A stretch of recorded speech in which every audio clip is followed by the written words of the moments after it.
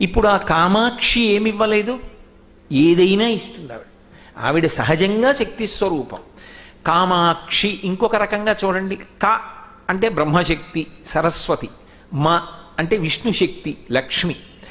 ఆవిడ యొక్క రెండు కన్నులలో రెండు శక్తులు ఉంటాయి.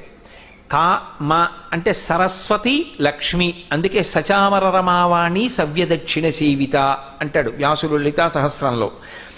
కామాక్షికి ఒకవైపు కుడి చేతి వైపు సరస్వతీదేవి ఉంటుంది, ఎడమ చేతి వైపు లక్ష్మీదేవి ఉంటుంది. కుడి చేతి వైపు సరస్వతీదేవి చామరం వేస్తూ ఉంటుంది, ఎడమ చేతి వైపు లక్ష్మీదేవి చామరం వేస్తూ ఉంటుంది. మీరు నన్ను మన్నించండి, ఇవాళ చాలా చోట్ల పుస్తకాల మీద వేసేటటువంటి చిత్రపటాలలో ఈ రూపాలు తప్పుగా వేస్తున్నారు. కుడి చేతి వైపు సరస్వతి ఉండాలి, ఎడమ చేతి వైపు లక్ష్మీదేవి ఉండాలి. ఎడమ చేతి వైపు ఎవరుంటారో వాళ్ళకన్నా కుడి చేతి వైపు ఉండేటటువంటి వాళ్ళు మరింత ప్రధానులు అని గుర్తు.